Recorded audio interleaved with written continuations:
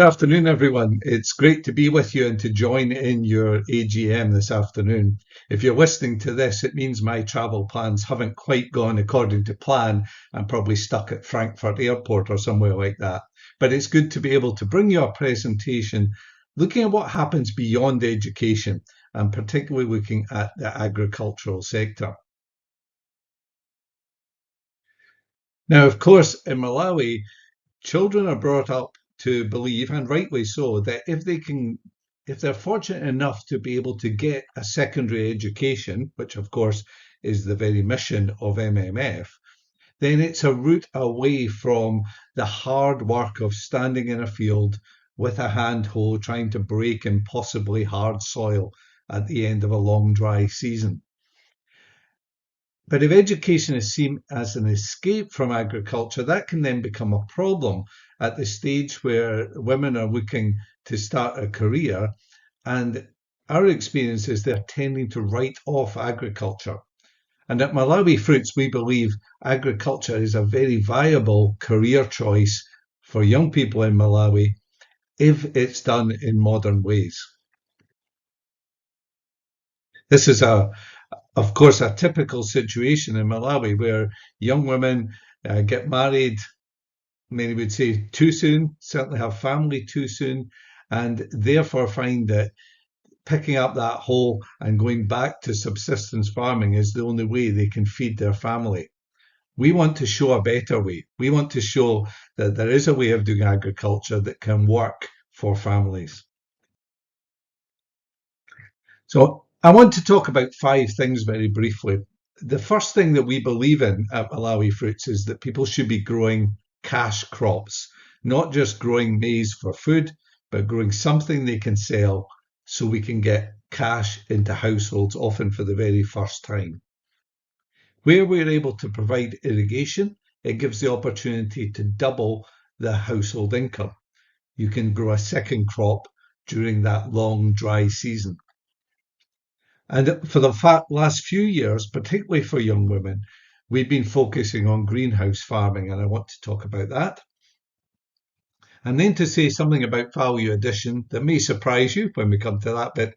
And then finally, to talk about who should do what in the whole value chain of agriculture.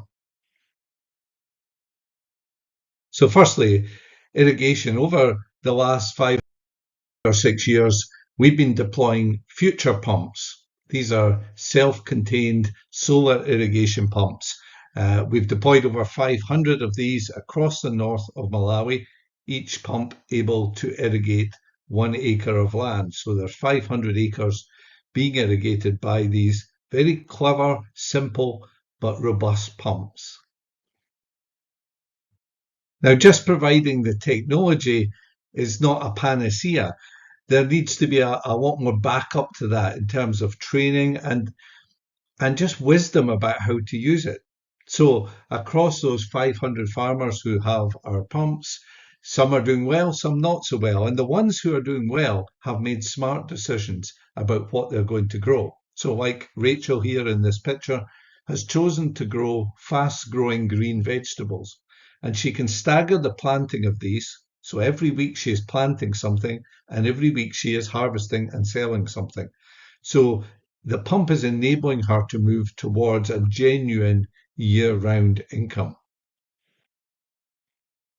And where farmers are able to link their pumps up to a drip irrigation system, then they can irrigate a much bigger area of land because the water is used much more economically, but they also substantially reduce the labour. They don't need to stand in the field with the hose. They can rely on gravity to do all the work for them. And one of the major advantages of drip irrigation is it doses the correct amount of water to each and every plant, and that pushes up the quality. And pushing up quality is something that we are really passionate about because we believe that's the route to market. And I'll say something more about that in a minute or two. Let me say something about greenhouse farming because this is an intervention we've come up with specifically for women in the northern region of Malawi. We've been putting up greenhouses for the last 4 years. And when we introduced them, many people didn't even know what a greenhouse was. I should probably clarify here, if you're listening from Malawi, you will know what I'm talking about when I say greenhouse. If you're listening from the UK, we'd be better to understand this as polytunnels, but it's the same principle. So this is one of our greenhouse farms. This is at Chinteche. There's 15 greenhouses in that picture, or 15 polytunnels. Actually, on this site, we now have 45 polytunnels, and there are 135 women. It's all managed by women. 135 women are growing tomatoes and peppers in these polytunnels every day. The day starts on the shore of Lake Malawi. Those of you who know the geography will know Chinteche is on the lake shore. It's a very beautiful beach, and the pumps are set up on the beach. They pump the water from the lake to a tank, and then from the tank it's fed by gravity to the tomato plants. So inside the greenhouse, everything is very orderly, as you can see. The plants are in nice, neat rows, and the water is fed by drip. So there's a pipe runs along the top of these sacks, applying the water to each and every plant. We grow in sacks. There's various reasons for that. So inside those sacks is a mix of soil and manure. And the advantage of growing in a sack is you can target the water and the fertilizer very directly to each plant to make sure the plant is getting exactly what it needs to thrive. It also means you're not irrigating the land between the plants. So you're not irrigating or fertilizing land that will just grow weeds for you and give you a lot more labour. So there's a big labour saving here. There's no water to carry because the pump's doing the work.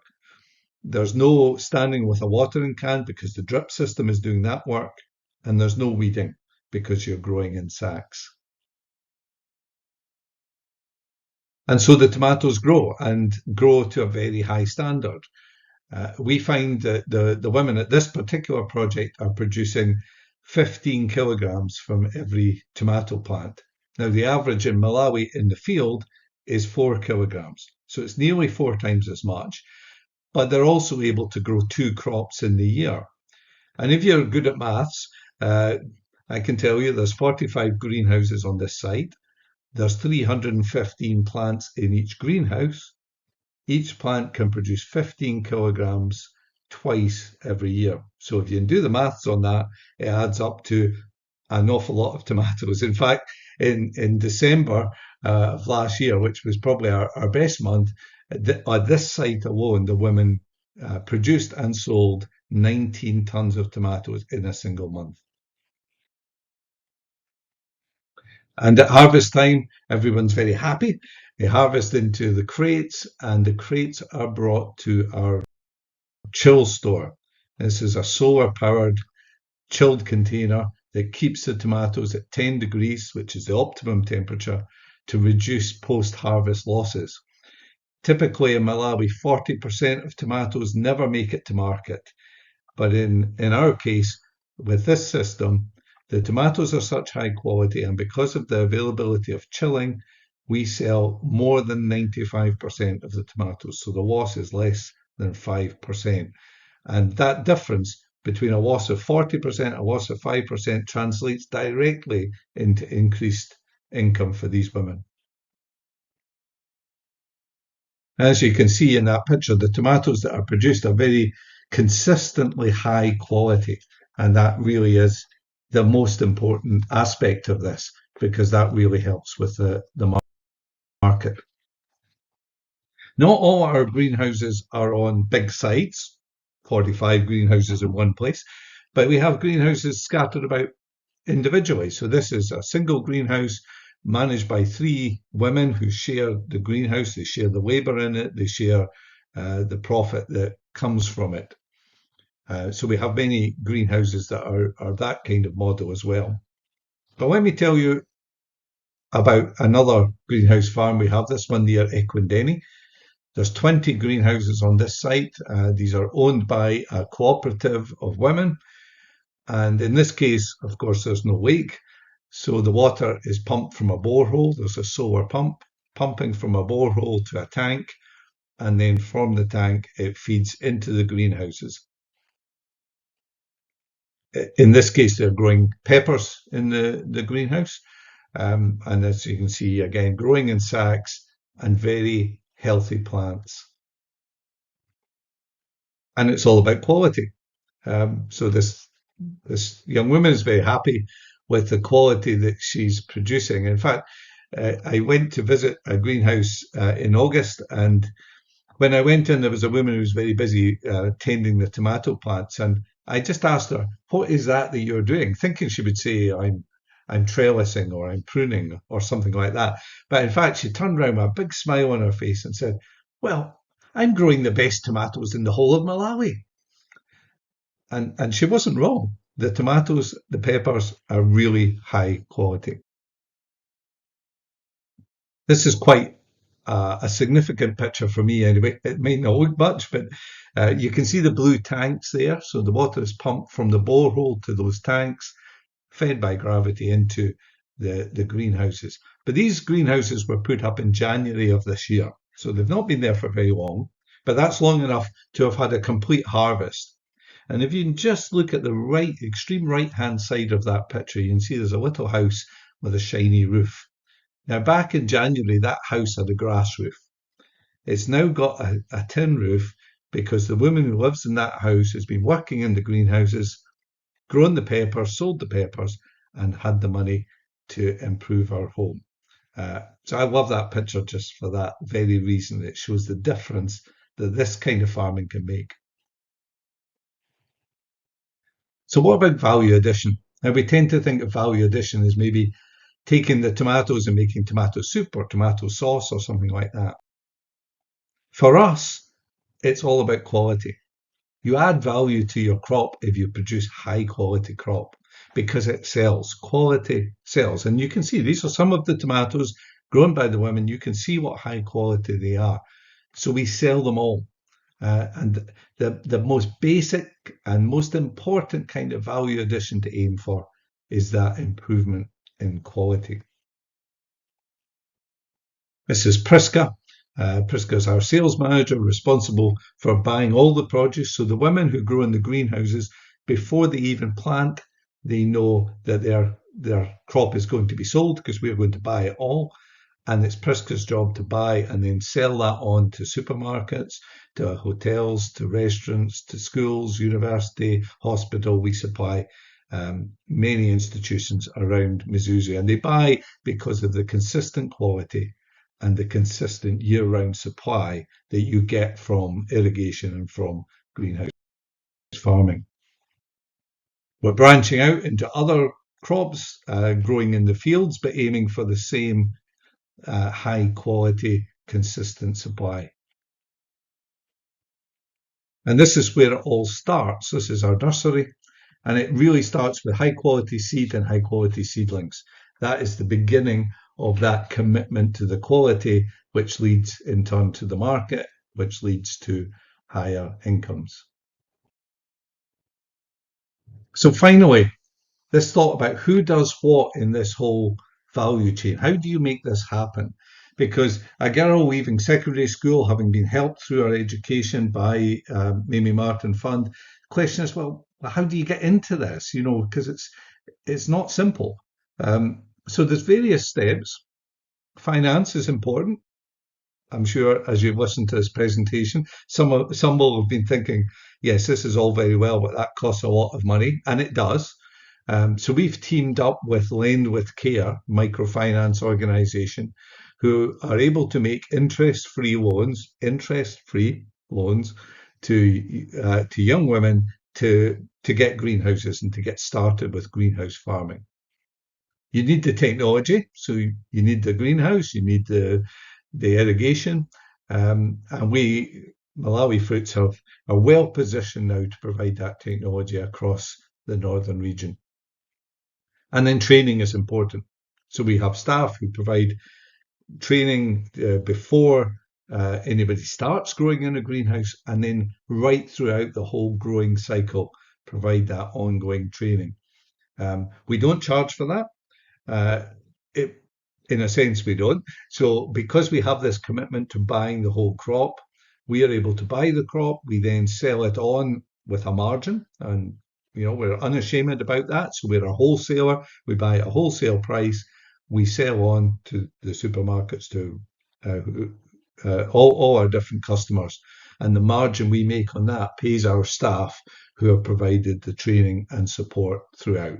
We're a not-for-profit organisation, so our drive is not to make profit, but that doesn't mean we don't run our business in a sustainable way. And then the women provide the labour, but this is not the hard labour of the hand hoe in glaring hot sun at the end of the dry season trying to break that solid ground. This is smart labour. This is using your brain rather than your brawn. So we impart all the knowledge and the skills that are needed to grow, but the women are not carrying water. They're not digging hard soil. It's a simpler kind of smart way of doing agriculture. And then the all-important market. Well, I think I've tried to say throughout, this commitment to quality guarantees the market. And so many people are put off agriculture in Malawi because they think, even if I grow a cash crop, what happens if I can't sell it? Then I lose everything. Well, we have guaranteed markets. We're able to guarantee the market before a seed goes into a sack inside a greenhouse.